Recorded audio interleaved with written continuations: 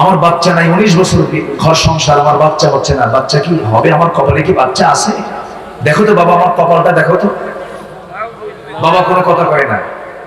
আধা ঘন্টা চলে যায়, বাবা কথা বলো, বাবা কথা বলো, বারবার বাবাকে ডাকতেছে। আধা ঘন্টা পর হঠাৎ করে একটা মুখ থেকে আওয়াজ বের হলো, যা। এই কথা কি বুঝতেছেন? কিচ্ছু না, খালি পিছন থেকে 1.5 হাত লাঠি দিয়ে একটা দারুণ শক্ত যেতে একটা পিটন মারবেন, সব সোজা হয়ে যাবে ভণ্ডামি, ঠিক কিনা? যখন একটা তোকমা আয়েশার বিরুদ্ধে যখন চতুর্দিকে ছড়িয়ে দিল, আমার নবীজির কানে যখন কথাটা চলে এলো, নবীজি মনটা একটু ভারী হয়ে গেল। আমার নবীজি আস্তে করে আম্মা জান আয়েশাকে ডাক দিয়ে বলছেন, আয়েশা, কি যেন কথা আমার কানকে ভারী করে দিয়েছে। ও আয়েশা, আমি তোমাকে বলবো, আল্লাহর ফয়সালা না আসা পর্যন্ত তোমার আমার বাড়িতে থাকাটা সমীচীন হবে না, যাও।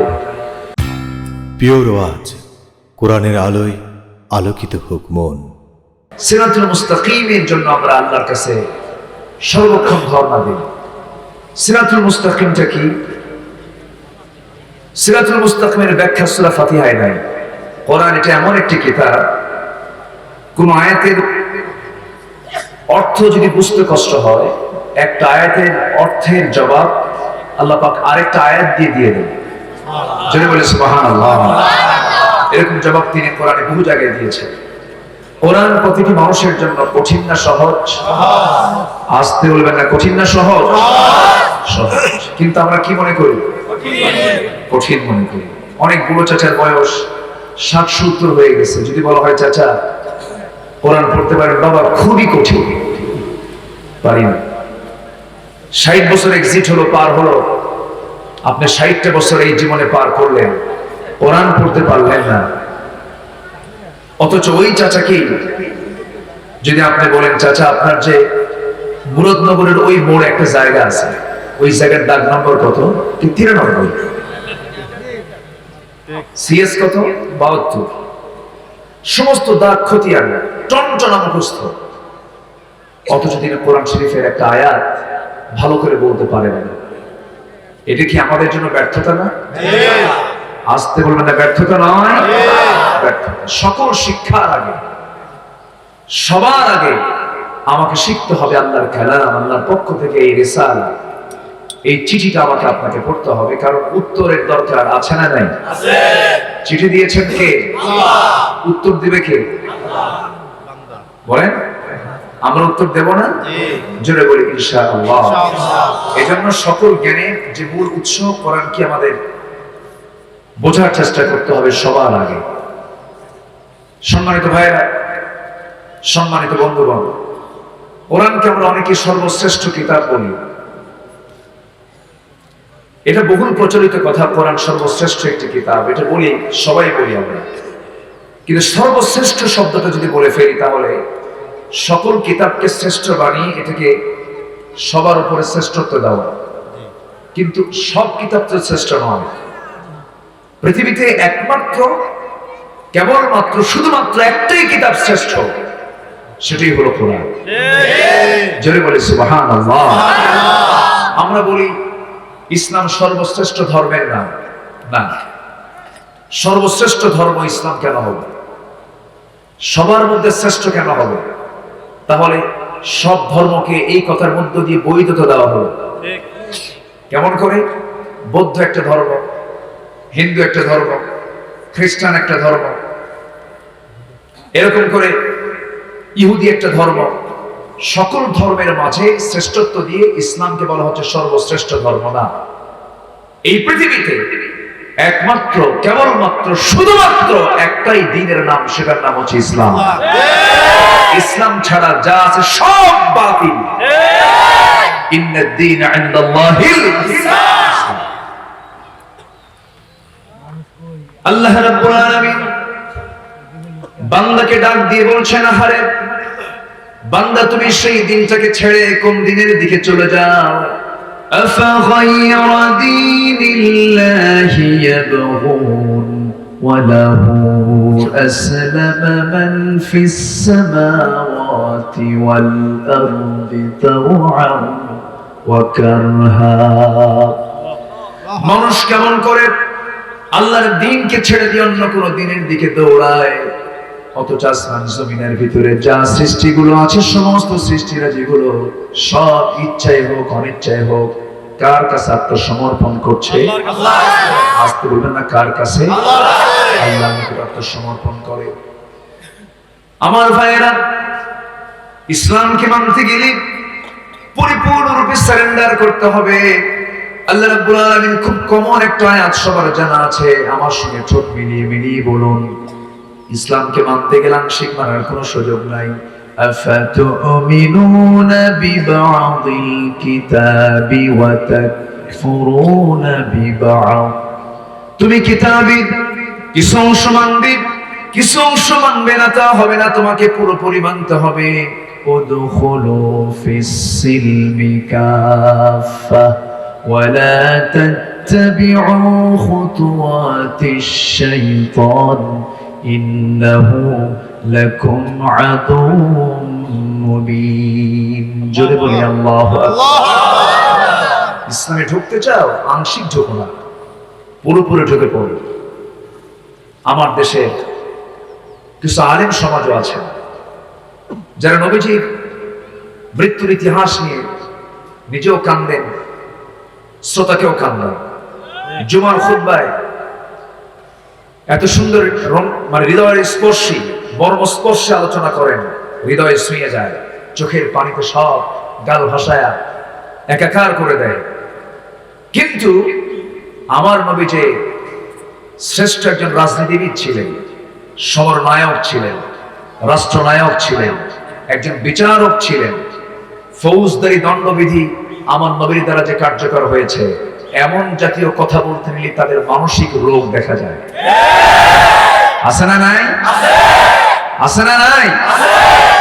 তখনই দেখা যায় তাদের ভিতরে একটা মানসিক রোগ কাজ করছে। এটা মানসিক রোগ না, এটা মুনাফিকি রোগ। এটা কি রোগ? মুনাফিকি রোগ। আমার নবীজি রাজনীতিবিদ ছিলেন, এই কথা বলতে তোমার লজ্জা লাগে কেন? তিনি যদি রাজনীতি নাই করতেন, 12.5 লক্ষ বর্গ মাইলের রাষ্ট্রপ্রধান তিনি এমনি এমনি দোয়া করে হয়েছেন শুধু? ওয়াজআলনি মিন লাদুনকা সুলতানান নাসীরা, দোয়া করেছেন, কিন্তু বদর পাড়ি দিতে হয়েছে, খন্দক পাড়ি দিতে হয়েছে, উহুদ পাড়ি দিতে হয়েছে, 86টি যুদ্ধ তাকে পরিচালনা করতে হয়েছে, 27টি যুদ্ধের সম্মুখ নেতৃত্ব দিতে হয়েছে আমার নবীকে।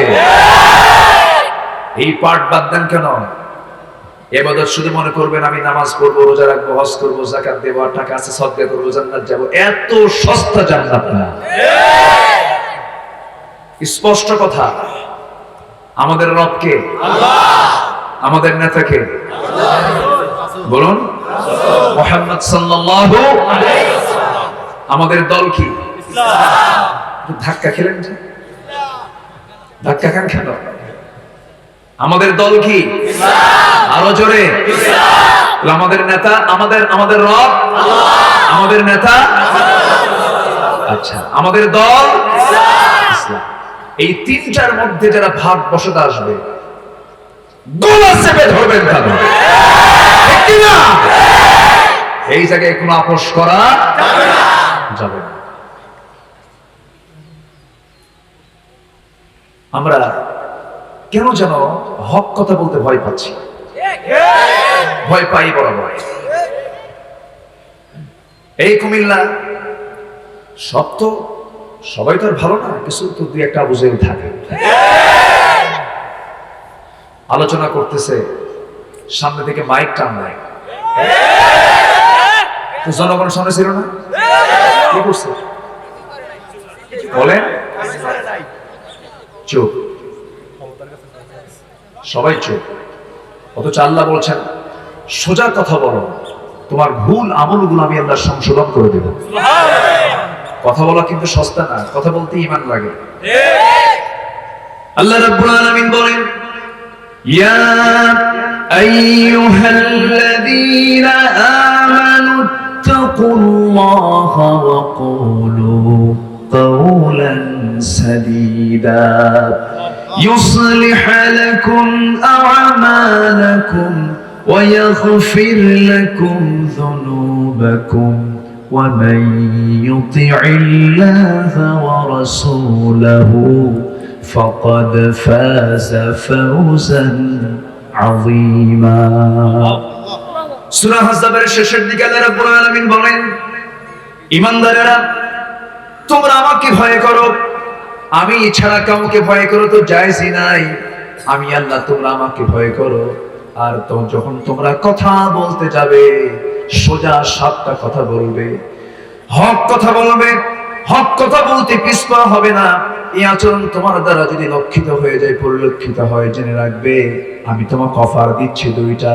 তোমার জীবনে আমল করতে গিয়ে তুমি যদি কোনো ভুল করে ফেলো, সেই ভুলের আমলটা আমি আল্লাহ সংশোধন করে দেব, ইসলাহ করে দেব, এবং তোমার জীবনের যত অর্জিত তুমি গুনাহ করেছো সমস্ত গুনাহগুলো হক কথা বলার জন্য মাফ করে দেব।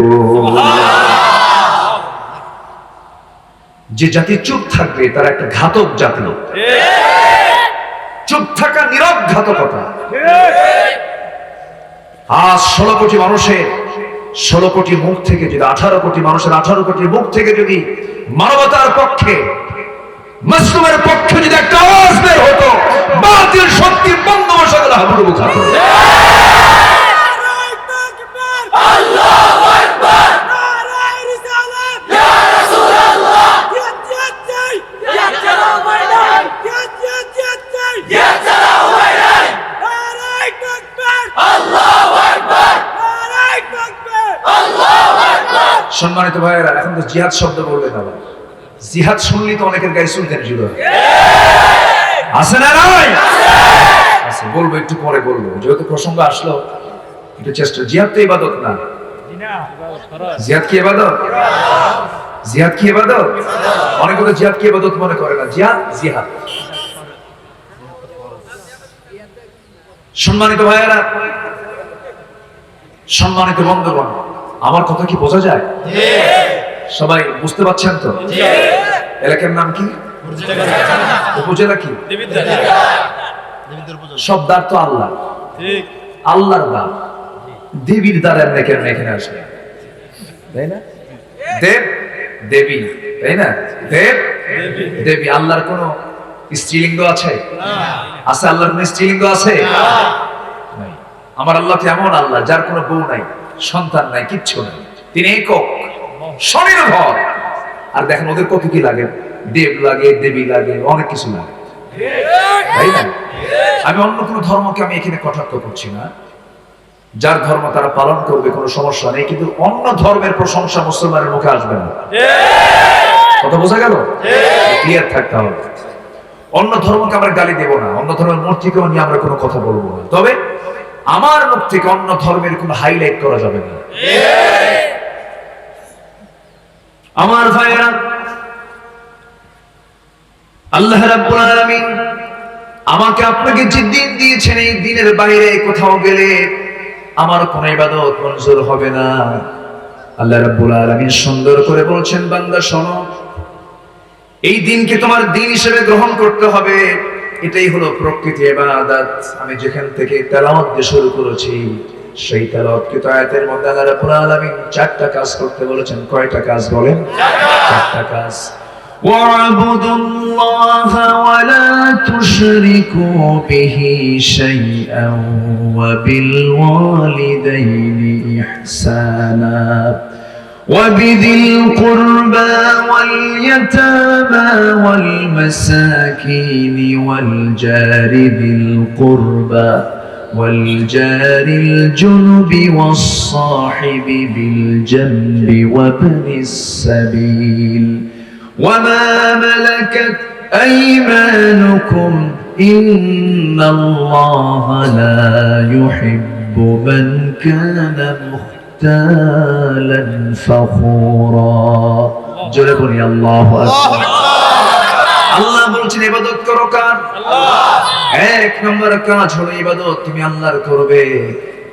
এই ইবাদতের জায়গায়, তার জায়গায় অন্য কাউকে স্থান দেওয়া যাবে না, অন্য কাউকে বসানো যাবে না, বসানো যাবে না। ইবাদত মানে হচ্ছে বান্দার ইচ্ছায় বান্দা চলবে না, আল্লাহর ইচ্ছায় বান্দা চলবে। আল্লাহর ইচ্ছায়, কার ইচ্ছায়? আল্লাহর ইচ্ছায়। বান্দার আইনে বান্দা চলবে না, আল্লাহর আইনে বান্দা চলবে। আল্লাহর আইনে। আমরা কার আইনে চলবে? আল্লাহ। তুমি সস্তা, আমরা কার আইনে চলি বলে? নামাজটা কার আইনে হয়? নামাজে যদি ইমাম সাহেব যদি জোহরের 4 রাকাতকে 5 রাকাত করে, মানবেন? মানবেন? কি করবেন? লোকমতে কাজ হচ্ছে না, বলেন। লোকমা দিচ্ছেন 3 বার, এরপরও সে জোর করে 5 রাকাত বানায় ফেলতেছে। কি করবেন? দৌড়া। এক একজন এক একটা কথা বলছে। ইবনে হাজার আসকালানি বলেছেন যে পিছনের যে মুসল্লি বরাবর দাঁড়ায় আছে, ইমাম বরাবর যে দাঁড়ায় আছে, সে সবার আগে তার দায়িত্বটা বেশি। নামাজ ছেড়ে দিয়ে শৈরাচির ইমামের ঘাটটা ধরবে, মোটকায় মসজিদ থেকে বের করে দিবে। কারণ সে ইমাম হতে পারে, কিন্তু সে শৈরাচারী ইমাম। নামাজের ইমামকে যদি 4 রাকাতকে 5 রাকাত করার কারণে ভুল করলে যদি আমরা লোকমা দিতে পারি, সমাজের যারা নেতা আছে এদের লোকমা দেওয়ার দরকার আছে না? না। এই জায়গায় তো খেলা দেখেন, ওরা বলে খেলা হবে। সম্মানিত ভাইয়েরা, একটু আমার দিকে তাকান। আমরা চুপ থাকবো না, আমরা কথা বলবো। জোরে বলি ইনশাআল্লাহ। আমরা কাউকে পরোয়া করি না। আমাদের ভাবতে হবে আমাদের রক্তে আছে খালিদ বিন ওয়ালিদের রক্ত, আমাদের রক্তে প্রবাহমান আছে হলো শেখ আব্দুল্লাহ বিন রাওহা জাফর বিন আবু তালিবের রক্ত। মুসলমানের ইতিহাস হলো বুক দেবে, পিঠ দেবে না, সামনে গিয়ে যাবে, বাতিল শক্তির কাছে মাথা নত করবে না। রাজি আছেন কারা কারা? হাত উঁচু করে দেখা।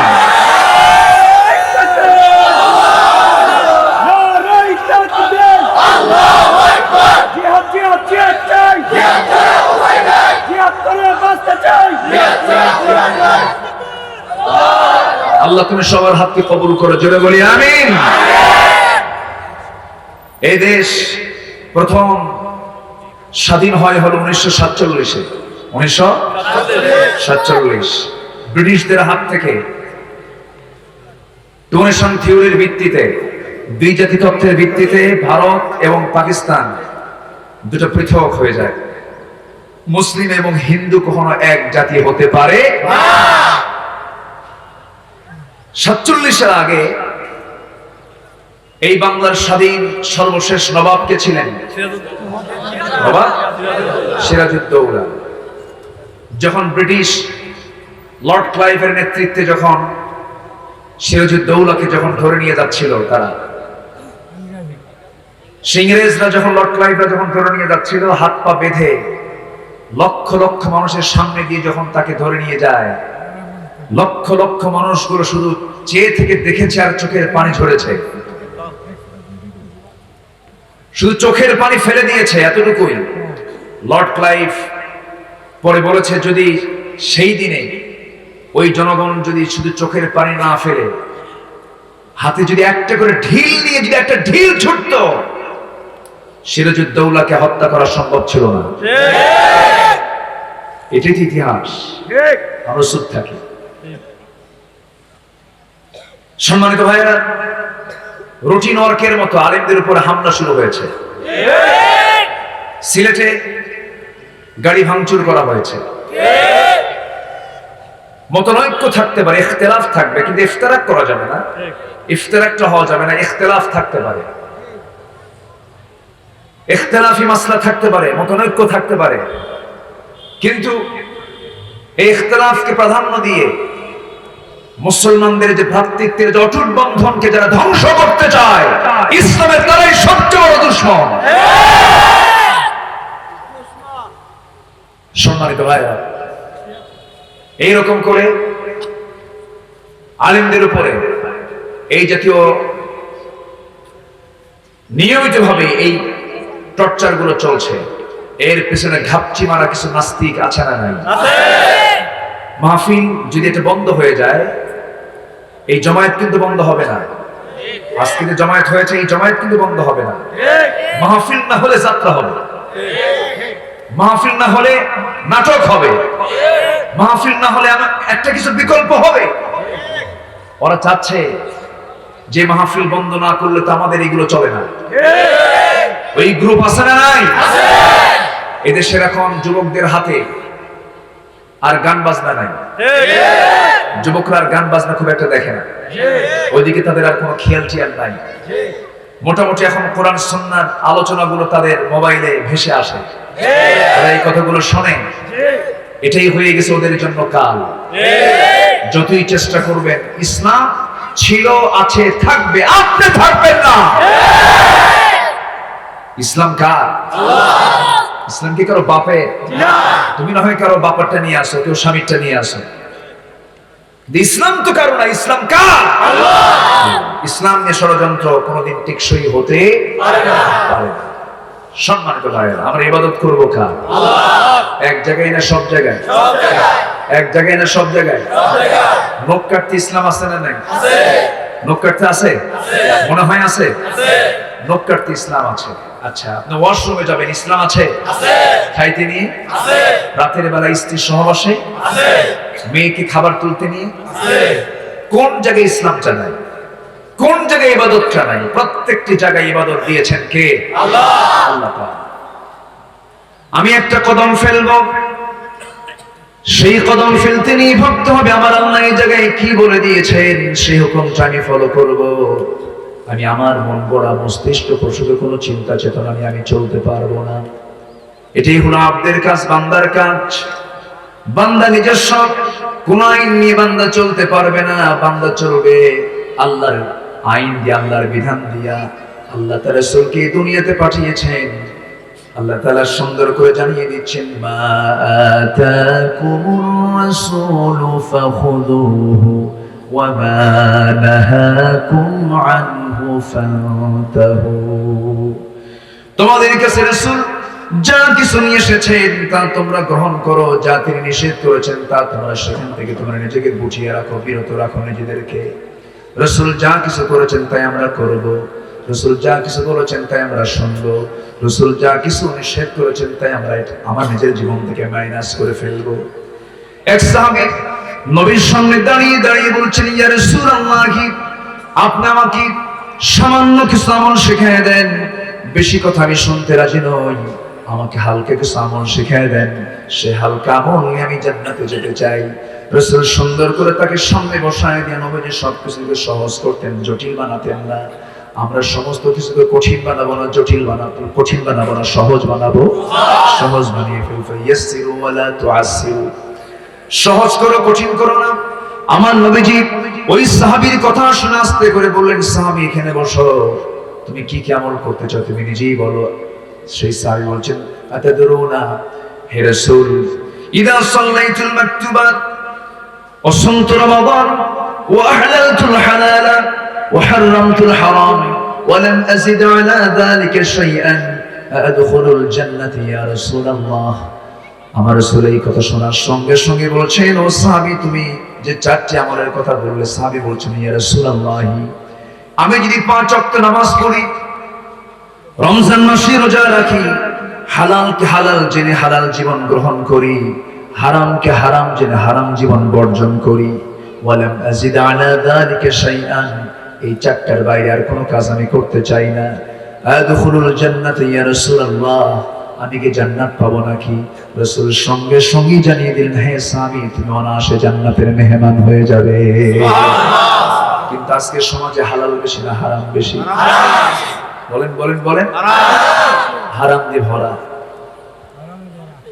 হারামে ভরা সমাজ আজকে। হারামটাই যেন আজকে বৈধতাই রূপ নিয়েছে, হারামটা যেন আজকে সবচেয়ে সহজ করে দেওয়া হয়েছে। আজকে সমাজে পর্দা কঠিন না বেহায়াপনা কঠিন? বলেন বলেন বলেন। বেহায়াপনা কঠিন না সহজ?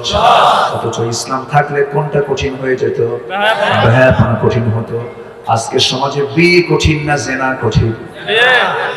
কোনটা কঠিন? জেনাটা সহজ। এই জন্য যুবকরা বিয়ে করতে চায় না। এটা বিয়ে না করার একটা অন্যতম কারণ। সমাজে যখন জেনার প্রভাব বেড়ে যাবে তখন যুবকরা বিয়েতে নিরুৎসাহিত হয়ে পড়বে, বিয়ে করতে চাবে না। অথচ ইসলাম সুন্দর করে স্বাধীন করে বলে দিয়েছে, ফানকিহু মা তাবা লাকুম মিনান নিসা মাসনা ওয়া থুলাসা ওয়া রুবা, আন নিকাহু নিসফুল ঈমান। বিয়েটা হলো ঈমানের অর্ধেক। বিয়ে না করা পর্যন্ত ইমান পরিপূর্ণ হয় না, অর্ধেক থাকে। কি থাকে? অর্ধেক থাকে। যুবকরা অর্ধেক ইমান রাখবে না, বিয়ে শাদী করবে না, কিছুই করে না। বিয়ে শাদী করার দরকার আছে না নাই? মনে হয় হুজুর মুরব্বীদের একটু বলে দেন, এটা বলতেছে বিয়ে শাদী করা উচিত। আমি এই কথাটা এই জন্য আমি এই বছর এই মাথায় নিয়েছি, 50 বছর পার হয় বিয়ের কোনো চিন্তাই নেই। এরকম আছে না নাই বলেন তো? অসংখ্য যুবক এরকম আছে আমার দেশে, 50-50+ হয়ে যাচ্ছে, বিয়ে করে না। বিয়ে করো না কেন? কি করে খাওয়াবো? দেখছেন বইয়ের রিজিকের দায়িত্ব কি? ও না আল্লাহ? কার? আমাদের রিজিকের দায়িত্ব কার? আমাকে কে খাওয়াবেন? আমাকে কে পড়াবেন? আমাকে সব মনিটরিং কে করেন? আল্লাহই করেন। 50 বছরে বিয়ে শাদী করলে পরে যে বাচ্চাটা হবে 55 বছরে, ওই বাচ্চা নিয়ে যখন বাপ রাস্তায় হাঁটবে, জনগণ বলবে এই ছেলে এটা কি তোমার দাদা না নানা? চুলটুল সব পাইকে বুকে শেষ। মানুষের জীবনে আল্লাহ পাক দুটো খাবার দিয়েছেন, দুটো ক্ষুধা দিয়েছেন। একটা হলো পেটের ক্ষুধা, আর একটা হচ্ছে যৌবনের ক্ষুধা। আছে না নাই? অতএব মুরব্বীরাও আমাদের যারা আছেন মাথায় রাখবেন এই বিষয়গুলো। যুবক, তোমার যৌবনকে শুধুমাত্র একজনের জন্য বরাদ্দ করো, শান্তি পাবার, সুখ পাবা। যুবক, তোমার যৌবনকে বরাদ্দ করবে একমাত্র তোমার স্ত্রীর জন্য। আমার মা বোন, আপনার যৌবনকে আপনি শুধু একজনের জন্য বরাদ্দ করবেন, তিনি হচ্ছেন আপনার স্বামীর জন্য। সমাজটা জান্নাতের টুকরা হয়ে যাবে। আজ আনুষ্কা বিহারের ইতিহাস কেন আলোচনা হয়? আজকে তনু খাদিজার এই সমস্ত ন্যাক্কারজনক ইতিহাস কেন তৈরি হয়? আজকে ধর্ষণের মহড়া কেন শুরু হয়েছে? এটার মূল কারণ হলো জিনাকে সহজ করেছে, বিয়েকে কঠিন করে দিয়েছে। কষ্ট হচ্ছে? আলোচনা চালাবো? নারীর প্রতি টান আছে না নাই? অনেকে চুপ করেছে, অনেক নাই টান। নারীর প্রতি টান আছে না নাই? এই টান কে দিয়েছেন? নারীর দিকে তাকানো জায়েজ আছে না নাই? হ্যাঁ?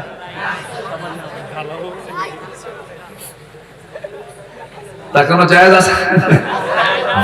হ্যাঁ আছে। তাকানো জায়েজ থাকবে না কেন? নিজ নারীর দিকে তাকাতে কোনো নিজ নারী আর পর নারী, নারী দু প্রকার, একটা নিজ নারী আর এটা কি পর নারী। নিজ নারীর দিকে কেন তাকাবো না? আমি মার দিকে তাকাবো, জান্নাত পেয়ে যাব। মেয়ের দিকে তাকাবো, রহমত পেয়ে যাব। বইয়ের দিকে তাকাবো, বরকত পেয়ে যাব। আল্লাহ পাক নারীকে রহমত, বরকত, জান্নাত দিয়ে ঘেরাও করে দিয়েছেন। ও দুনিয়ার নারী, তোমরা বুঝতে পারলে না? যদি আপনি প্রশ্ন করেন জান্নাতটা কোথায়, জান্নাতের ঠিকানা কি, সোজা সোজা রাসূল বলে দিয়েছেন, জান্নাতটা হলো মার পায়ের নিচে। জোরে বলুন সুবহানাল্লাহ।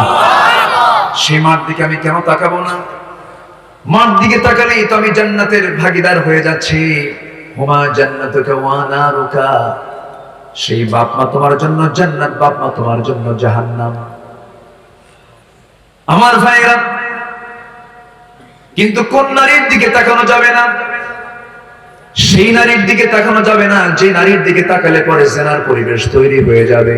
আল্লাহ রাব্বুল আলামিন নারীকে মানুষের জন্য আকর্ষণীয় করে দিয়েছেন, যুবকের জন্য, আবার যুবকে নারীর জন্য যুবক আকর্ষণীয় করেছেন। মহান রাব্বুল আলামিন বলেন, যুইনা লিন-নাসি হুব্বুশ শাহাওয়াতি মিনান নিসা والبنين والقناطير المقنطرة من الذهب والفضة والخيل المسومة والأنعام والحرث ذلك متاع الحياة الدنيا والله عنده حسن المآب جربني الله أكبر। মানুষের জন্য 6টা জিনিসকে আকর্ষণীয় করে দেওয়া হয়েছে।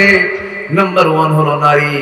নারীর দিকে তাকানোর তো মন চায় নারীর দিকে তাকিয়ে থাকি। আল্লাহ পাক এই আকর্ষণটা বান্দার মধ্যে তৈরি করে দিয়েছেন। আল্লাহ বলছেন বান্দারে তুই তাকাবি, কোনো আপত্তি নেই, বৈধ করে তাকা। যেমন করে জুলাইখা তাকাতে চেয়েছিল, জুলাইখা তার জুলাইখার দিকে টান, জুলাইখার টান পড়েছিল ইউসুফের দিকে, কিন্তু ইউসুফের টান ছিল কার দিকে? আসতে বলবেন না, কার দিকে?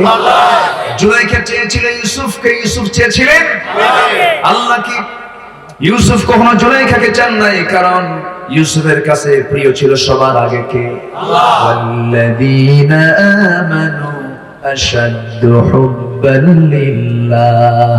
ঈমানদার যারা, তারা সবচেয়ে বেশি মুহাব্বত করবে কাকে? আল্লাহকে। এই মাসটা কিসের মাস? মুহাব্বতের মাস। মুহাব্বতের মাস, ভালোবাসার মাস না এটা? কিন্তু ভালোবাসার মাস। হ্যাঁ, 14 ফেব্রুয়ারি গেছে না, ভালোবাসার মাস। ফেসবুক খুললি ভালোবাসা, আর টিভি খুললি মাতৃভাষা। এখন আমার প্রশ্ন, এই মাসকে লক্ষ্য করে, মাস আসলে তুমি কার? মাতৃভাষা না ভালোবাসা? কি ঠিক আছে না? তুমি মাসটা কার, কিসের জন্য? অথচ এই বাঙালি জাতি ফেসবুকে এত স্ট্যাটাস দেয়, দেখি তো, মাতৃভাষা নিয়ে বলতেছে, ভালোবাসা নিয়ে বলতেছে, একটা বার মাথায় আসে না এই মাসটা রজব মাস। অথচ রাসূল বলেছেন আল্লাহুম্মা বারিক লানা ফি রজব ওয়া শাবান ওয়া বাল্লিগনা রমাদান। আল্লাহ তুমি রজব এবং শাবানের বরকত আমাকে দাও, এবং আমার হায়াত রমজান পর্যন্ত বাড়ায়া দাও। রজবের নাম কারই মনে থাকে না, খালি মনে থাকে ভ্যালেন্টাইন্স, ভ্যালেন্টাইন্স। ঠিক কি না? আবার আসতেছে 21 ফেব্রুয়ারি, আসতেছে না? সালাম, রফিক, জব্বার,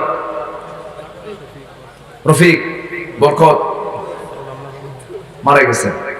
আল্লাহ তুমি তাদের ইমানি হালাত নিয়ে মৃত্যু হলে শহীদে মওত দাও। আমিন। আমরা তাদের জন্য দোয়া করি, কিন্তু তাদের সম্মান করতে গিয়ে আমি শিরকের সাগরে হাবুডুবু খাবো, ওই কাম করার দরকার নাই। ঠিক কি না? কষ্ট হচ্ছে আপনাদের? এগুলো কথা বলার দরকার আছে না নাই? কি হবে ভাই, হয়ে তো গেছি সব, কি হবে আর দেখে? আর কি লাভ আমাদের? সামনে আমরা কি দেখবো? কি দেখবো? মরবো একবার, বাতিলের সামনে মাথা নত করবো না, কল্লা দেব, আল্লাহ দেব না। যদি বাঁচতাম হাজার হাজার বছর, তার না একটা হিসাব করতাম, সব তো মরেই যাবো। মরে যাবো না আমরা? আমরা মরবো না? মরে যাবো। আমার দিকে তাকান, কি দেখে? হুন্ডা যাচ্ছে সামনে দিয়ে, আমার দিকে তাকান। কষ্ট পাচ্ছেন নাকি আপনারা? ভয় পাচ্ছেন? আমার দিকে তাকান। ইবাদত করবো কার আমরা? আল্লাহর ইবাদত করবো। জীবনের এক জায়গায় না সব জায়গায়? সব জায়গায়। আমার ব্যক্তিগত জীবনে আল্লাহর ইবাদত, পারিবারিক জীবনে আল্লাহর ইবাদত, সামাজিক জীবনে আল্লাহর ইবাদত, অর্থনৈতিক জীবনে আল্লাহর ইবাদত, রাজনৈতিক জীবনে আল্লাহর ইবাদত। এই জীবনের প্রত্যেকটি অঙ্গনে, প্রত্যেকটি জায়গায় যখন আল্লাহর আইনকে আমি প্রাধান্য দিয়ে চলবো, সেই সময় এই আয়াতের হক আদায় হবে। ওয়া'বুদুল্লাহা ওয়া লা তুশরিকু বিহি শাইআ। আমি যে শুরুতে বলেছিলাম সিরাতুল মুস্তাকিমটা কি, সিরাতুল মুস্তাকিমের ব্যাখ্যা আল্লাহ রাব্বুল আলামিন সূরা ইয়াসিনের মধ্যে জানিয়ে দিয়েছেন। সিরাতুল মুস্তাকিমটা কি শোনো, ওয়া আনি'বুদুনি হাযা সিরাতুম মুস্তাকিম। আমার তুমি ইবাদত করো, এটাই সিরাতুল মুস্তাকিম। আমার তুমি দাসত্ব মেনে নাও, এটাই সিরাতুল মুস্তাকিম। আমার সমস্ত হুকুমগুলো মেনে নাও, এটাই তোমার জন্য সিরাতুল মুস্তাকিম। আমার ভাইরা, এই ইবাদত করতে গেলে ইবাদতের সবচাইতে মেইন যে কাজ, সেটা হলো আযান যখন হবে সেই সময় বান্দা চুপ থাকবে না, নামাজে দাঁড়াবে। বলেন কিসে দাঁড়াবে? আমার দেশে নামাজি বেশি না বেনামাজি বেশি? বলেন, আমার দেশে মুসলিম বেশি না অমুসলিম বেশি? মুসলিম বেশি না অমুসলিম বেশি? মুসলিম বেশি, নামাজি কম। মুসলিম বেশি, নামাজি কম। তাহলে মুসলিম বেশি, নামাজি কম, এটা আবার কেমন মুসলিম? এটা কেমন মুসলিম? আবার সেই মুসলিম নামাজ তো পড়ি না, আবার বলে হুজুর নামাজ না থাকতে পারে আমার ঈমান আমার দারুণ কিন্তু শক্ত আছে। এরকম আছে না নাই? আবার কিছু দরবার আছে আমার দেশে, যে দরবারের মুরিদ হলে তো নামাজই লাগে না। এই এলাকায় আছে কিনা জানি না, নাসানি দরবার, নাসানি নর্তকী কিছু আছে ওই দরবারের মধ্যে, কিছু নর্তকী আছে না নাই? নাচনেওয়ালা নাচনেওয়ালি, নারী পুরুষ একসঙ্গে একাকার হয়ে যায়। আছে না এরকম? তাজা দিল কর তাজা, ইসমে জালাল গাজার কলকি খাওয়া হালাল। যেরকম নাউযুবিল্লাহ, এগুলো আছে না নাই? সম্মানিত ভাইয়েরা, এদের সংখ্যাও কম না। বসছে কয়েকদিন আগে ঢাকাতে একটা, বসে না? এত বড় পেট, 220 কেজি ওজন, ছোট মোটো হাতি, বসলে উঠতে পারে না, উঠলে বসতে পারে না। এত বড় পেট, কোলাকুলি করবেন কেমনে? কোলাকুলি হবে না তো, মাঝখান দিয়ে বিশাল ভারত বাংলাদেশের প্রাচীর। এই বদমাইশ কত লোকের ঈমান যে ছিনতাই করেছে। এদের সংখ্যা কম না, এদের সংখ্যা অনেক আছে। আমার ভাইয়েরা, মানিকগঞ্জে একটা মাহফিল ছিল আমার কয়েক বছর আগে। মাহফিলে গেলাম, বললো হুজুর যে গ্রামে মাহফিল আসছেন সেই গ্রামে 350 পীর। তো বললাম এক গ্রামে যদি 350 পীর হয় তাহলে আমার দাওয়াত দিয়েছেন কেন? হুজুর একটাও নামাজ পড়ে না। কি কথা কি বুঝতেছেন আপনারা? এরকম শয়তানি কিছু কারবার আছে না নাই? আচ্ছা, ওরা আবার গায়েবের খবর রাখে। গায়েবের মালিক কে? আল্লাহ। আলিমুল গায়ব কে? আল্লাহ। ওরা নাকি গায়েব জানে। বাচ্চা হয় না, গেলে বলে বাচ্চা হয়ে যায়। যেরকম নাউযুবিল্লাহ। গায়েব কে জানেন? আল্লাহ। আল্লাহ জানেন। পৃথিবীর কোন মানুষ গায়েব জানতে পারে না। ইভেন আমার রাসূল গায়েব জানতেন না, তিনিও গায়েব জানতেন না। চুপ মেরে থাকে, দরবারে বসে থাকে ভণ্ড। ও ভণ্ড পীর বলবো না আমি, যে ভণ্ড সে ভণ্ড, যে পীর সে পীর। এই ভণ্ডগুলো দরবারে বসে থাকে, কিছু চুপ মেরে থাকে। কিছু নাদান মূর্খ মানুষ এসে বলে, বাবা তুই যে আরেকজনের বাপ বললি, তোর বাপ নাই বাড়িতে? ও বাবা, বাবা গো আমার বাচ্চা নাই, 19 বছর ঘর সংসার, আমার বাচ্চা হচ্ছে না। বাচ্চা কি হবে? আমার কপালে কি বাচ্চা আছে? দেখো তো বাবা, আমার কপালটা দেখো তো। বাবা কোনো কথা কয় না। আধা ঘন্টা চলে যায়, বাবা কথা বলো, বাবা কথা বলো। বারবার বাবাকে ডাকতেছে। আধা ঘন্টা পর হঠাৎ করে একটা মুখ থেকে আওয়াজ বের হলো, যা। এই কথা কি বুঝতেছেন? আওয়াজ বের হলো, সে আওয়াজে বোঝাচ্ছে যে আমার কাশ খুলছে। কিচ্ছু না, খালি পিছন থেকে 1.5 হাত লাঠি দিয়ে একটা দারুণ শক্ত যেতে একটা পিছন মারবেন, সব সোজা হয়ে যাবে ভণ্ডামি, ঠিক কিনা? সকল গায়েব কে জানেন? আল্লাহ। আল্লাহ জানেন। আমার ভাইয়েরা,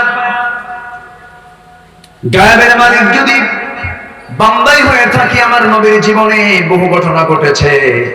আমার রাসূল তো নিজেও গায়েব জানতেন না। একটি মশহুর ঘটনা হলো, আমার নবীজি যখন কোন অভিযানে যেতেন, লম্বা বড় অভিযানে যেতেন, স্ত্রীকে সাথে নিয়ে যেতেন। স্ত্রী ছাড়া তিনি কম অভিযানে তিনি গিয়েছেন। যেমন একবার তিনি হজ করেছেন, বউকে সাথে নিয়ে চলে গেছেন। উহুদের মতো কণ্ঠকাকীর্ণ জিহাদের ময়দান, সেই জিহাদের ময়দানেও আম্মা জান আয়েশা সিদ্দিকা রাদিয়াল্লাহু আনহাকে সাথে করে নিয়ে তিনি চলে গেছেন। কোন এক বিশাল বড় অভিযান সম্পূর্ণ করে আম্মা জান আয়েশাকে সঙ্গে করে নিয়ে যখন মদিনার দিকে রওনা দিবেন, এমন সময় আমার নবীজি একজন সাহাবীকে দায়িত্ব দিয়ে বললেন, শোনো, হাজার হাজার সাহাবী আমরা সবাই মদিনার দিকে ফিরে যাচ্ছি, দু একজন তো বাদ পড়িয়ে যেতে পারে। সাফওয়ান, তোমার দায়িত্ব হলো যে বাদ পড়ে যাবে তাদেরকে ধরে ধরে নিয়ে তুমি সবাইকে একসঙ্গে করে মদিনায় পৌঁছায় দিবা। সাফওয়ান রাদিয়াল্লাহু আনহু দায়িত্ব পালন করলেন, কিন্তু ফেরার পথে কেউ বাদ পড়লো না। বাদ পড়েছেন আমার নবীজির স্ত্রী আম্মা জান আয়েশা সিদ্দিকা রাদিয়াল্লাহু আনহা। বাদ পড়লেন কেমনে? তিনি ছিলেন উটের পিঠে।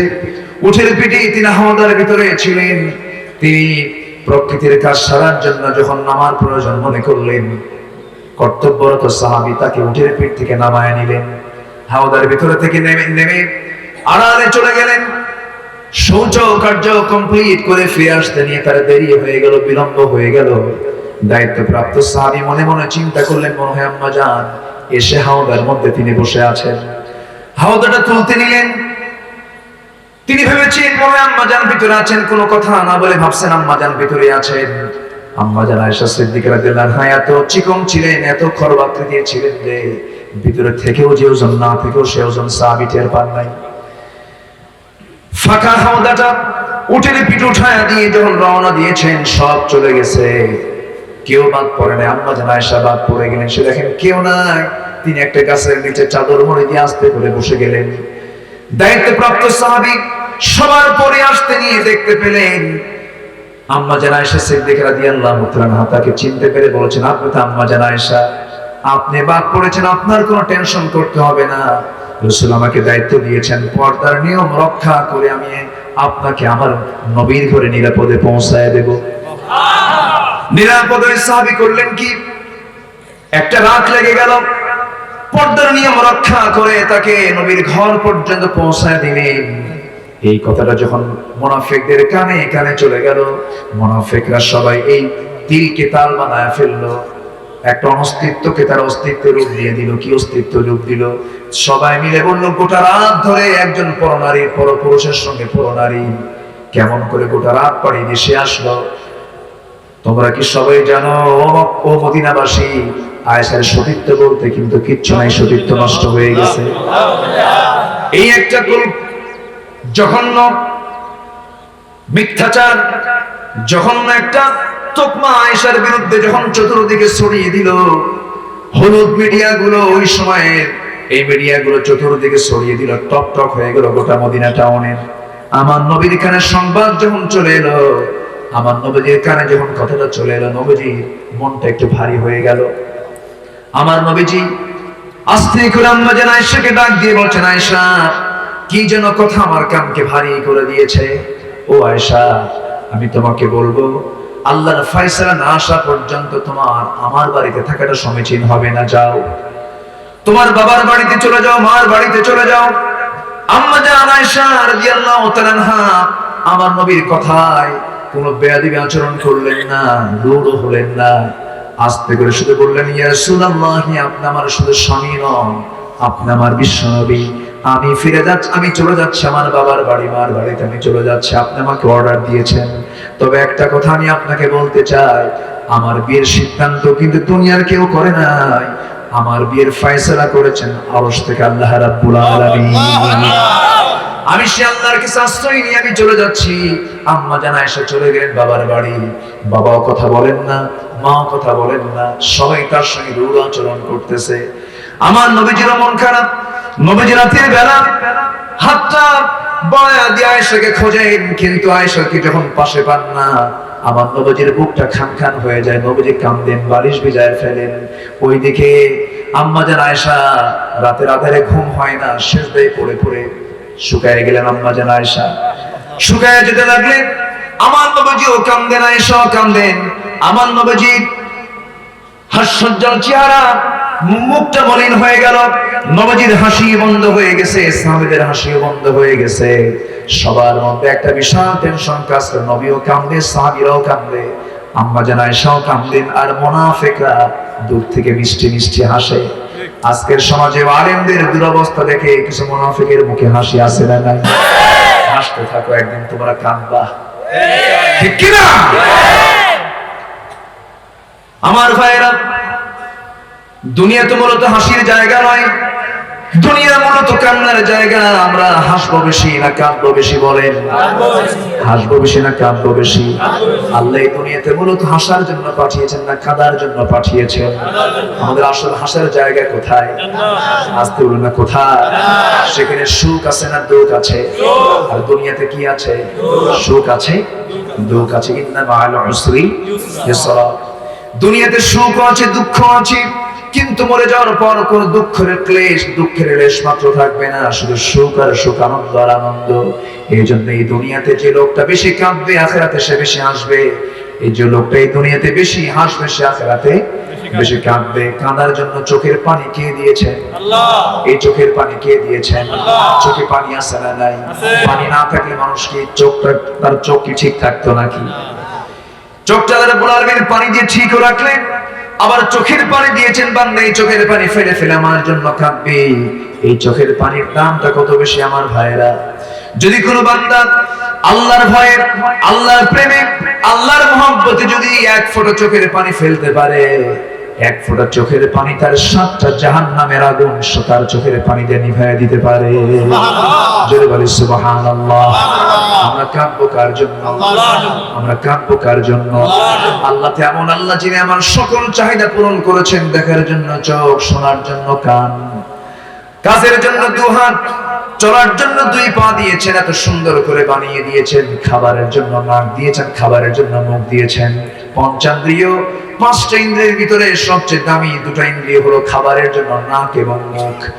এখন বলুন সবাই, নাকের খাবার বেশি জরুরি না মুখের খাবার বেশি জরুরি? হ্যাঁ, ভালো করে কম। নাকেরটা না মুখেরটা? নাকেরটা। মুখের খাবার 2 দিন নাই, মুখের খাবার 1 দিন, 1.5 দিন, 2 দিন, 3 দিন পর্যন্ত নাই, বাঁচতে পারবো। নাকের খাবারটা কম দরকার না বেশি দরকার? এই নাকের খাবারটা আমাদের জন্য, সবার জন্য কঠিন করেছেন না সহজ করেছেন? খুব শুধু সহজ না, খুব সহজ, খুব সহজ করে দিয়েছেন।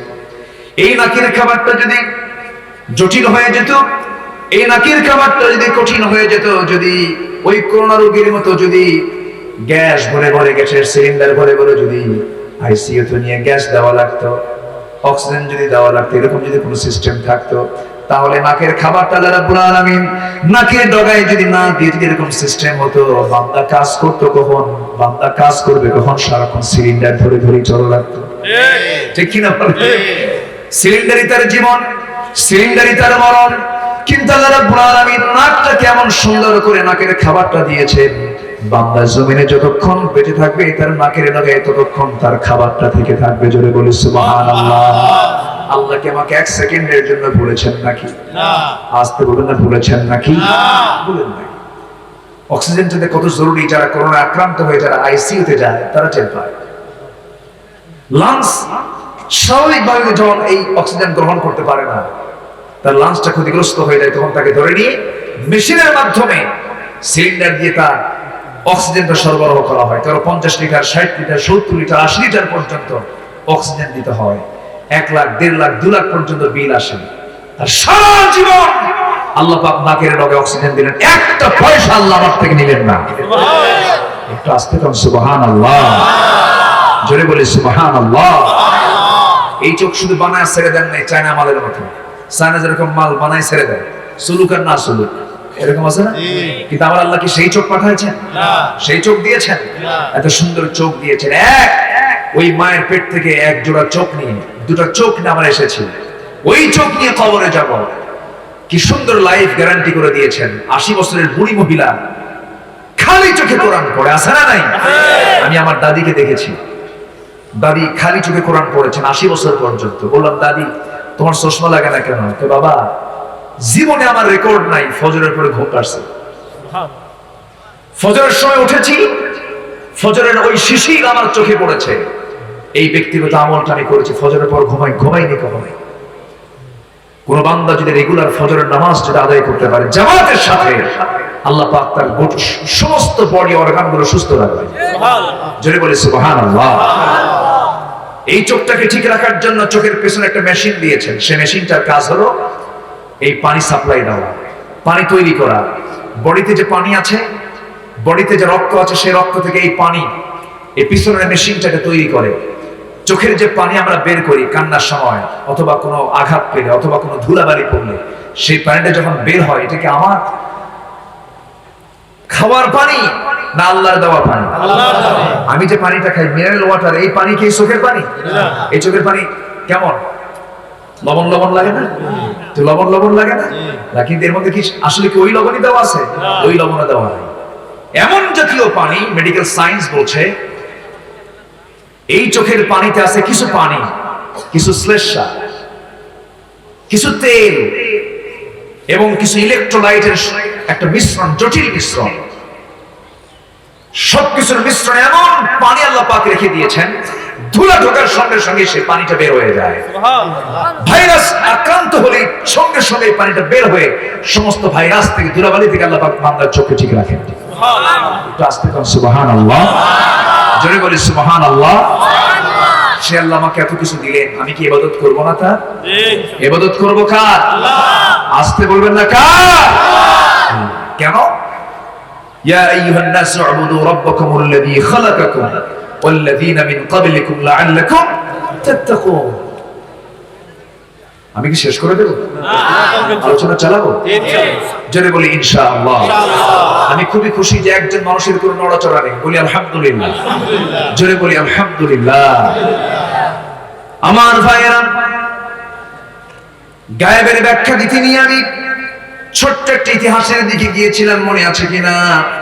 মনে আছে নাকি? আম্মা জান আয়েশা সিদ্দিকা রাদিয়াল্লাহু তাআলা আনহা সিজদায় পড়ে পড়ে কাঁদেন। আমার নবীজি রাতের বেলা ঘুমাতে পারেন না, মুনাফিকদের চক্রান্ত শুরু হয়ে গেছে। সেই মুনাফিকরা আজও দুনিয়াতে আছে না নাই?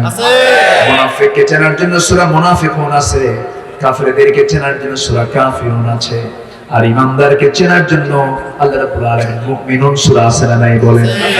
এই সূরাগুলো আমরা পড়ব, সূরাগুলো পড়ে পড়ে যদি আমার জীবনের সঙ্গে যদি ঈমানের মিল থেকে যায় তাহলে আমরা হব মুমিন। যদি আমাদের জীবনের সঙ্গে যদি ঈমানের মিল না থাকে তাহলে আমরা যে কোনো একটা লাইনে যাব, কুফরের দিকে অথবা মুনাফিকের দিকে চলে যাব। এজন্য মুনাফিকুনও পড়ার দরকার আছে, কাফিরুনও পড়ার দরকার আছে। আমরা জানবো, শিখবো, বুঝবো। আমার বন্ধুগণ, আম্মা জান আয়েশা সিদ্দিকা রাদিয়াল্লাহু তাআলা আনহা বলেন, আল্লাহ রাব্বুল আলামিন আমাকে 9টি কারণে শ্রেষ্ঠত্ব দান করেছেন। নাম্বার 1 হলো আম্মা জান আয়েশা এমন একজন নারী ছিলেন যে নারীর বিয়ের ব্যাপারে আল্লাহ রাব্বুল আলামিন সরাসরি আল্লাহ রাসূলকে বিয়ের জন্য অর্ডার দিয়েছিলেন। জোরে বলি সুবহানাল্লাহ। আম্মা জান আয়েশা বলেন 9টি কারণে আমি শ্রেষ্ঠ। নাম্বার 1 হলো আমি একমাত্র কুমারী স্ত্রী, আমার 9 বছর বয়সে বিয়ে হয়, 13 বছরের নববধূ হয়ে নবীর ঘরে আমি পদার্পণ করি। নাম্বার 4 হলো আমি আয়েশা নিজের চোখে জিবরাইলকে দেখেছি। সুবহানাল্লাহ। নাম্বার 5 হলো আমি রাসূলকে নিয়ে যখন একই বিছানায় শুয়েছিলাম, শুয়ে থাকতাম একই কাঁথার নিচে, সেই সময়ও জিবরাইল ওহী নাযিল করতেন। সুবহানাল্লাহ। আমি আয়েশা নিজেকে ধন্য মনে করি। আমার নবীজি আমার ব্যাপারে বলেছেন, সুরিত খাবার যেমন শ্রেষ্ঠ খাবার আরবে, আমার স্ত্রীর মধ্যে সবচেয়ে শ্রেষ্ঠ স্ত্রী হচ্ছে আমার আয়েশা। সুবহানাল্লাহ। আম্মা জান আয়েশা বলেন, আমি নিজেকে ধন্য মনে করি, রাসূল আমাকে দারুণ ভালোবেসেছেন, আমি রাসূলকে দারুণ ভালোবেসেছি। আমি নিজেকে ধন্য মনে করি আরেকটি কারণে, সেটা হলো আমার নবীজি দুনিয়া থেকে বিদায়ের সময় সর্বশেষ কথা বলেছেন আমার সাথে। আমি নিজেকে ধন্য মনে করি, নবীজি তার জীবনের শেষ খাবারটা তিনি খেয়েছেন দুনিয়ার কোনো খাবার না। আমার নবীজি যখন অসুস্থ হয়ে পড়েন, অসুস্থ অবস্থায় আমার নবীজি আমার ঘরে ঢুকে পড়লেন। ঢুকে পড়ে বলছেন, আয়েশা মাথাটা চক্কর মেরে উঠেছে, আমাকে একটু বিশ্রাম করতে হবে, আয়েশা আমাকে শোয়ে দাও। আম্মা জান আয়েশা তার জন্য বালিশ দিলেন। বালিশে মাথা রেখে তিনি আরাম ফরমাবেন মনে করে তাকে বালিশ লাগায় দিলেন। রাসূল বালিশটা সরায় দিয়ে বলছেন, আয়েশা বালিশটা দিও না, আয়েশা তোমার উরুটা দাও, উরুর উপর আমি মাথা রেখে ঘুমাবো। উরুটা বিছায়া দিলেন। আমি আয়েশা আমার উরুটা বিছায়া দিলাম। বিশ্বনবী তার বরকতি মাথা, রহমতের মাথাটা আমার উরুতে রাখলেন, ঘুমায়া পড়লেন। প্রচন্ড মাথা ব্যথা, নবীজির মাথায় আমি পানি ঢেলে দিলাম। আমার নবী আরাম ফরমালেন। হঠাৎ করে আযান হয়ে গেল। আযান হওয়ার সঙ্গে সঙ্গে রাসূল বলছেন, ওরে আয়েশা আমার বেলাল তো আযান দিল, আমার তো মসজিদে যাওয়া দরকার। এই কথা বলি তিনি ওঠার জন্য একটা সর্বোচ্চ চেষ্টা করলেন, কিন্তু পারলেন না। মাথা চক্কর মেরে পড়তে লাগলেন, পড়ে যেতে লাগলেন।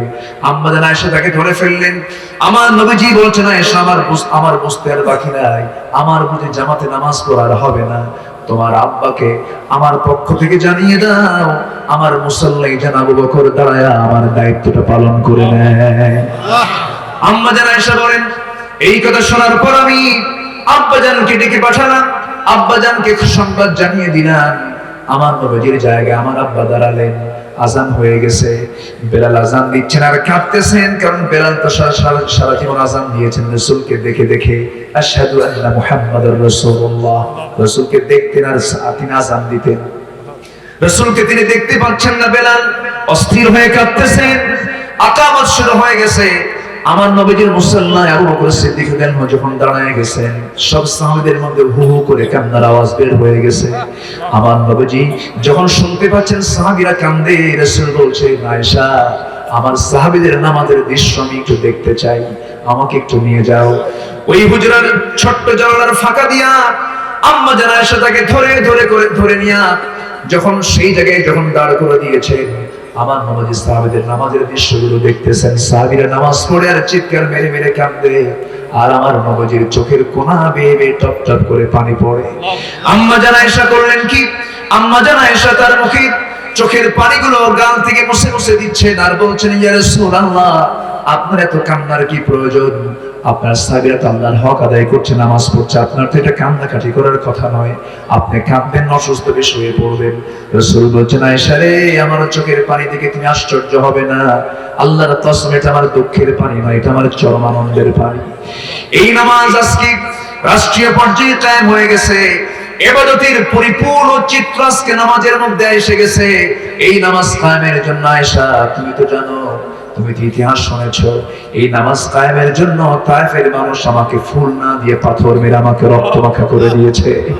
এই নামাজ কায়েমের জন্য আমাকে মক্কার কুরাইশরা সিজদায় গিয়েছি, উটের পচা নাড়ি বুড়ি চেপে দিয়েছে, আমাকে মেরে ফেলার জন্য বারবার চেষ্টা করেছে। এই নামাজ কায়েমের জন্য উহুদের প্রান্তরে আমার মাথার মধ্যে লোহার হেলমেট বিদ্ধ হয়েছে। এই নামাজ কায়েমের জন্য আমাকে তারা দুটো দাঁত ভেঙে দিয়েছে। সেই নামাজ আজকে রাষ্ট্রীয় পর্যায়ে ইবাদতের পরিপূর্ণ চিত্র আজকে নামাজের মধ্যে ফুটে উঠেছে। আয়েশা, এই 10 বছরের এই 23 বছরের চূড়ান্ত যন্ত্রণা, চূড়ান্ত ইতিহাসগুলো আমার সামনে আজকে ভাসতেছে, এই জন্য আমি কাঁদতেছি। আয়েশা, এই কথা বলি, আমার নবীজি বলছেন, আয়েশা, আমার মুখটা কেমন যেন গন্ধ গন্ধ মনে হচ্ছে, একটা মিসওয়াক এনে দেওয়া যায় নাকি? আম্মা জান আয়েশা বলেন, হাদিসটা বর্ণনা করেন বুখারী শরীফের হাদিস। তিনি বলেন, আমি মিসওয়াকটা আনবো কেমনে? মিসওয়াক আনার মতো আমি কোনো পথ পাচ্ছিলাম না, কারণ আমার নবীজি আমার উরুতে মাথা রেখে তিনি আরাম ফরমাচ্ছিলেন। আমার ভাই আব্দুর রহমানকে ডাক দিয়ে বললাম, আব্দুর রহমান, একটা মিসওয়াক এনে দাও। মিসওয়াক এনে দেওয়া হলো। সেই মিসওয়াকটা আম্মা জান আয়েশা মনে মনে চিন্তা করলেন, শক্ত মিসওয়াক, নবীজির গায়ে কোনো শক্তি নাই, রাসূল শক্তিহীন হয়ে পড়েছেন, যে কোনো মুহূর্তে দুনিয়া থেকে বিদায় হয়ে যাবেন। আমি আয়েশা করলাম কি, চাবায় চাবায় নরম করে দিয়া নবীজির হাতে যখন মিসওয়াকটা দিলাম, আমার নবীজি একটা মুস্কি হাসি মারলেন, দাঁতের কিনারা বের হলো, যেন আকাশের চাঁদ যেন হাসতেছে। আমার নবীজি মুস্কি একখানা হাসি মেরে সেই মিসওয়াকটা মুখের মধ্যে নিয়ে মিসওয়াক শুরু না করে, দাঁতটা পরিষ্কার না করে, আগায় লেগে থাকা কিছু থুতু তিনি চুষে চুষে পান করছেন আর মুস্কি হাসি মেরে বলছেন, আয়েশা রে, আমি তোমাকে জীবনের শেষ সময় এসে একটু খুশি করার চেষ্টা করলাম। আম্মা জান আয়েশা বলেন, আমি নিজেকে ধন্য মনে করি, রাসূল তার জীবনের শেষ খাবার খেয়েছেন, আমি আয়েশা আমার মুখের লালা খেয়ে তিনি দুনিয়া থেকে বিদায় নিয়েছেন।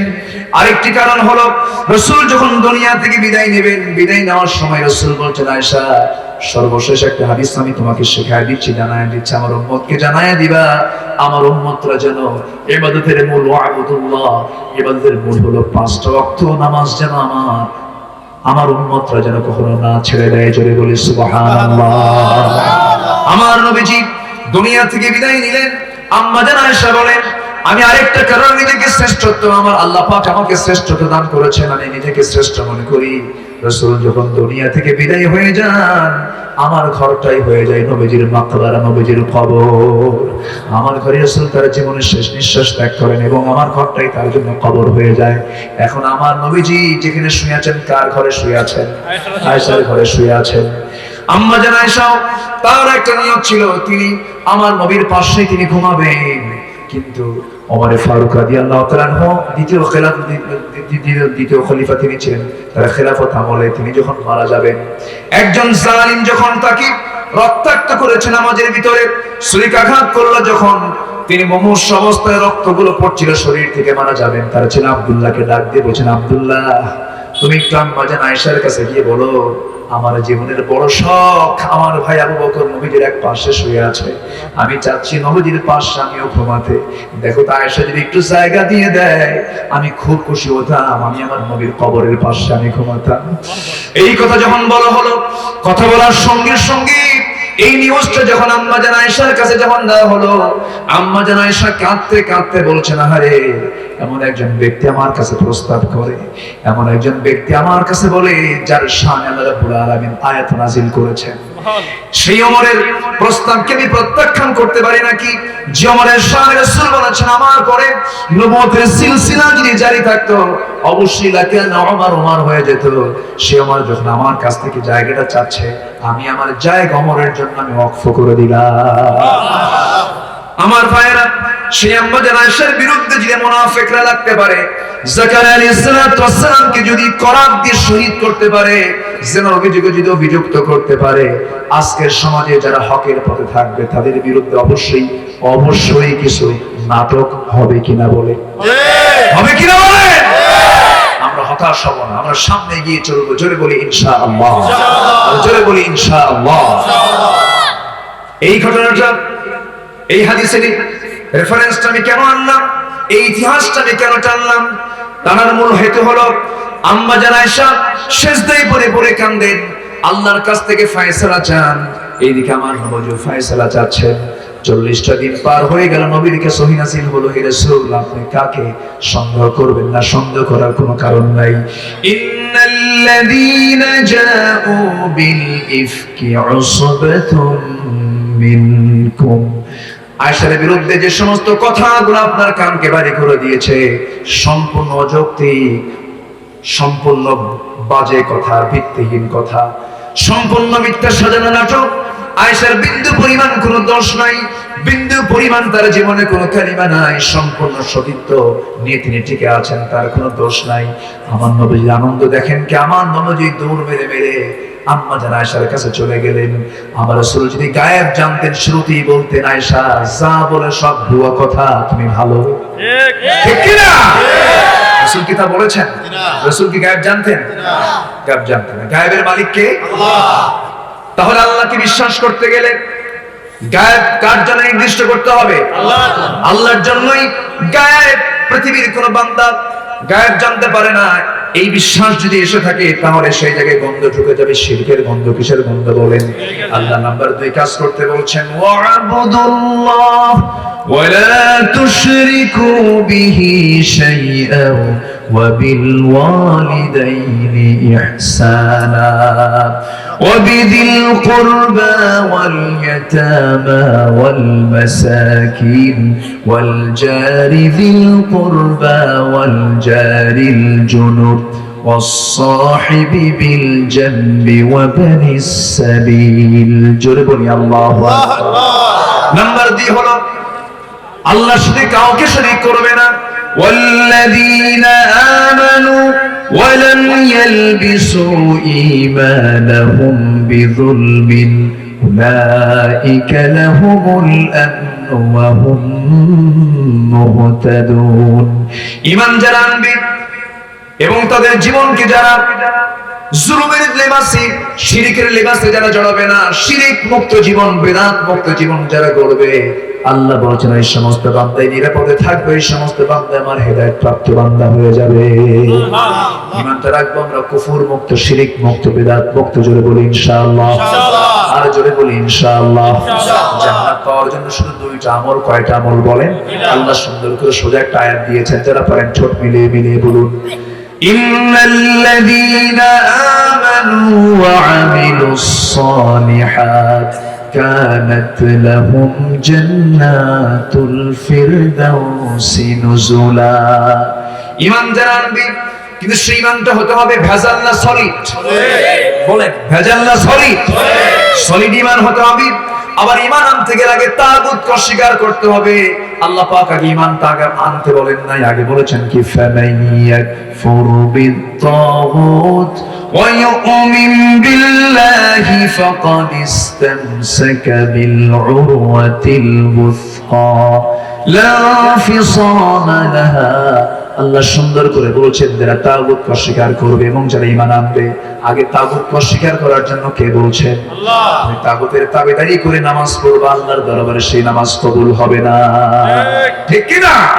ইবাদত করব কার? আল্লাহ। ওয়ালা তুশরিকু বিহি শাইআন, এবং তার সঙ্গে কোনো শরীক স্থাপন করা যাবে না। আল্লাহর দল ছাড়া অন্য কোনো দলকে যারা বিশ্বাস করবে তারাই মুশরিক, ঠিক কি না? তারাই মুশরিক। আল্লাহর দল আছে না নাই? আছে। আলা ইন্না হিজবাল্লাহি হুমুল গালিবুন, সাবধান তোমরা জেনে রেখে দিও আল্লাহর দল যারা করবে তারাই হবে বিজয়ী। জোরে বলে সুবহানাল্লাহ। আমরা আল্লাহর দল এবং আল্লাহর পথে আমরা টিকে থাকার চেষ্টা করব, টিকে থাকবো। জোরে বলে ইনশাআল্লাহ। নাম্বার 3 হলো বিল ওয়ালিদাইনি ইহসানা, তুমি কি করবে? পিতামাতার সঙ্গে সুন্দর আচরণ করবে। আজান মনে হয়ে যাচ্ছে না? হ্যাঁ, আজান হবে কিছুক্ষণের মধ্যেই।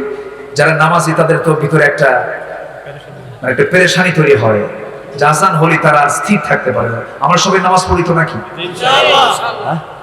না এরকম অনেকে আছে হুজুর নামাজ না পড়ি, আমি অমুক পীরের মুরিদ তো, আমার পিসাব টান দিয়ে জান্নাতে নিয়ে যাবে, এরকম চিন্তা কারো আছে নাকি? পিসাব মরে গেলে কিন্তু তার চিন্তা মনে ব্যস্ত থাকবেন, ওনার কিন্তু মুরিদের টাইম নাই। কি কথা কি বোঝা গেল? লাহা মা কাসাবাত ওয়া লাকুম মা কাসাবতুম, সে যা অর্জন করেছে তার তুমি যা অর্জন করেছো তোমার, কেউ কারো কিচ্ছু করতে পারবে না। ইয়াফিরুল মারউ মিন আখিহি ওয়া উম্মিহি ওয়া আবিহি ওয়া সাহিবাতিহি ওয়া বানিহি। এজন্য আমার আমল আমাকে করতে হবে। আমরা 5 ওয়াক্ত নামাজ সবাই পড়ি তো নাকি? ইনশাআল্লাহ। জীবনে নামাজ ছেড়ে দেব না 5 ওয়াক্ত, কার একটা হাত তুলে দেখানো যায়? নারে তাকবীর! দেখানো যায়? চিৎকার মেরে বলি আল্লাহ! আর চলে ইয়া আল্লাহ! আমাদেরকে 5 ওয়াক্ত সালাত আদায় করার তৌফিক তুমি আল্লাহ দিয়ে দাও, দিয়ে দাও। জোরে বলি আমিন, আরো জোরে আমিন। আমার ভাইরা, একটা বিষয় সেটা হলো শুরুতে একটা স্লোগান এসেছিল, জিহাদের কথা আসছিল না? জিহাদকে অনেকে জঙ্গি বলে চালায় দিতে চায়, আছে না নাই? জিহাদ এবং জঙ্গি কখনো এক হতে পারে না, এটা মাথায় রাখবেন। জিহাদ মানে হচ্ছে এই যে মাহফিল এসেছেন, দুনিয়ার সব কাজ ফেলে দিয়ে মাহফিলে, এটাও জিহাদ। ফজরে উঠতে মন চায় না, উঠি নামাজে, এটাও কি জিহাদ। এরকম করে এই যে একটা চেষ্টা করি যে কোনো ভালো কাজের, এটাও কিন্তু মুজাহাদা, এটাও জিহাদের অংশ। এটার চূড়ান্ত রূপ হচ্ছে মুখোমুখি কোনো বাতিলের সামনে দাঁড়িয়ে যাওয়া, এটা হচ্ছে চূড়ান্ত রূপ। কিন্তু প্রথম রূপ কিন্তু এটা নয়। সম্মানিত ভাই, আমরা বুঝি না, না বুঝে এই সমস্ত ভুল ব্যাখ্যাগুলো আমরা দেওয়ার চেষ্টা করি। একটা উদাহরণ মনে পড়লো, এক বেচারি, তার শাশুড়ির কপালে ঘা হয়েছে। কি হয়েছে? ঘা। এই ঘাটা সারানোর জন্য ডাক্তারের শরণাপন্ন হয়েছে। শাশুড়িকে নিয়ে ডাক্তারের কাছে গেছে। যাওয়ার পর ডাক্তারকে বলছে, ডাক্তার আমার শাশুড়ির এই কপালে ঘা, দীর্ঘদিন প্রায় 10 বছর হলো ঘাটা সারে না, কি করা যায়? ডাক্তার বললেন 2টা কাজ, একটা হলো অয়েন্টমেন্ট দিলাম, একটা মলম দিলাম, এই মলমটা আপনি লাগায় রাখবেন, আর সাবধান, সেটা হচ্ছে কোনো ক্রমেই যেন মাছি এই ঘাতে না পড়ে। মাছি পড়লে সংক্রমণটা বেড়ে যাবে, রোগটা সারবে না, এটা খেয়াল করবেন, মাছি যেন না পড়ে। জামাই মনে মনে চিন্তা করলো, শাশুড়ি আমার বুড়ো হয়ে গেছে, বুড়ি হয়ে গেছে, বাড়িতে রেখে আসবো, যত্ন হবে না, আমি আমার বাড়িতে নিয়ে যাই। বাড়িতে নিয়ে গিয়ে বিছানায় শুয়ে রেখে মাছি যেন না পড়ে, অয়েন্টমেন্ট দিয়ে মাছি না পড়ার জন্য সে এখন পাহাড়ে আছে, পাশে একটা চেয়ার নিয়ে বসে লম্বা একটা হাতে রড নিয়েছে। কি নিয়েছে বলেন তো? রড নিয়েছে। কি মারবে? কি মারবে? মাছি। সে তাল মতো আছে, দেখি কখন মাছি পড়ে। যখন মাছি পড়ছে, ভন ভন করে এসে একটা চোখ বন্ধ কইরা কপাল যেতে যা আছে শক্তি মেরে দিছে। এখন বলেন মাছি মরবে না শাশুড়ি মরবে? কি মরবে? আজকে আমাদের দেশে আবার জিহাদের নাম করে কিছু জংলাতুল জংলা আছে না নাই? আছে না নাই? যারা ইসলামকে কায়েম করবে কখন ইসলামের 12টা বাজায় ছাড়ে, এরকম আছে না নাই? আমরা জিহাদের প্রকৃত অর্থ আমরা বোঝার চেষ্টা করবো। আল্লাহ তুমি সবাইকে বোঝার তৌফিক দিয়ে দাও। আমি আর সময়টাকে বাড়াবো না, যতটুকু হয়েছে আমরা বলে ফেলি আলহামদুলিল্লাহ।